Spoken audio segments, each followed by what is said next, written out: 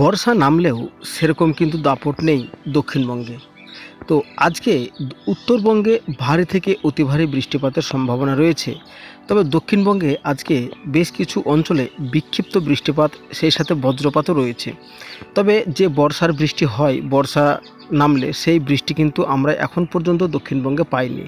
মোটের উপর খাতা কলমে বর্ষা নামলেও বর্ষার দাপট কিন্তু নেই আমাদের দক্ষিণবঙ্গে। তো বন্ধুরা, আজকে আমরা সংক্ষিপ্তভাবে দেখে নেব দক্ষিণবঙ্গে কোন কোন জেলায় বিক্ষিপ্ত বৃষ্টি রয়েছে এবং উত্তরবঙ্গের কোন কোন জেলায় ভারী থেকে অতি ভারী বৃষ্টি রয়েছে। তো বন্ধুরা, দয়া করে প্রথম থেকে শেষ পর্যন্ত দেখুন এবং সঙ্গে থাকুন। বন্ধুরা, এই মুহূর্তে যেটা আমরা দেখতে পাচ্ছি, গোটা দক্ষিণবঙ্গ কিন্তু আমাদের একদম পরিষ্কার রয়েছে, কোথাও কোনো রকম মেঘ নেই।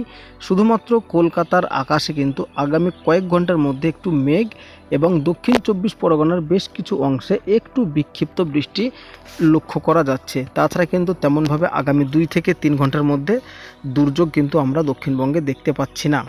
তো এবার আমরা দেখে নেব যে উত্তরবঙ্গের কোন কোন জেলায় বৃষ্টিপাত রয়েছে।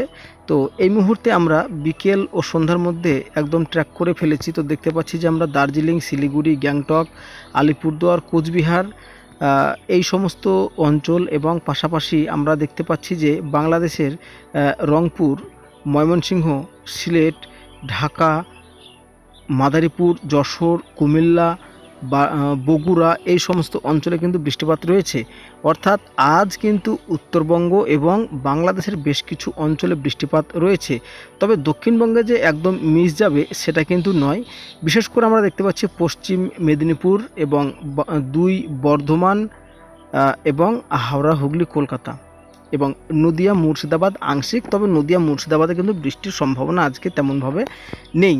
তো এই হচ্ছে আজকের পরিস্থিতি, যে দক্ষিণবঙ্গে ভারী থেকে অতি ভারী বৃষ্টির তেমন কোনো সম্ভাবনা একদমই থাকছে না। চলে যাব আমরা আগামীকাল সোমবার। তো আগামীকাল সোমবার বিকেল ও সন্ধ্যার মধ্যে হাওড়া, হুগলি, কলকাতা, উত্তর দিনাজপুর এবং পশ্চিম মেদিনীপুর, এই জায়গাগুলোতে একটু বিক্ষিপ্ত বৃষ্টি কিন্তু দেখা যাচ্ছে। তাছাড়াও আমরা নদিয়া, মুর্শিদাবাদ আংশিকভাবে কিন্তু বিক্ষিপ্ত বৃষ্টি লক্ষ্য করতে পারছি। তবে বৃষ্টিপাতের তেমন কোনো সম্ভাবনা থাকছে না আগামীকালকেও। উত্তরবঙ্গের ক্ষেত্রে দার্জিলিং, আলিপুরদুয়ার, কোচবিহার, এই সমস্ত জায়গাগুলোতে কিন্তু বিক্ষিপ্তভাবে বৃষ্টি থাকছে আগামীকালকেও। আগামী পরশুদিন যদি আমরা এই মুহূর্তে দেখে নিই, তো আগামী পরশুদিন কিন্তু বিকেল ও সন্ধ্যার মধ্যেও যে আপডেটটা আমরা ধীরে ধীরে দেখতে পাচ্ছি, তাতে কিন্তু বৃষ্টিপাতের পরিমাণ বা সম্ভাবনা একদমই কম। তবে যে আবহাওয়া বিশেষজ্ঞরা বলছে এল নিনোর প্রভাবে আমাদের দক্ষিণবঙ্গ নাকি এবার পূর্বে, তবে বৃষ্টিপাত বা আমাদের বর্ষার পাকাপাকিভাবে দক্ষিণবঙ্গে প্রবেশ করেছে, এটা কিন্তু বাস্তব কথা। তবে সেই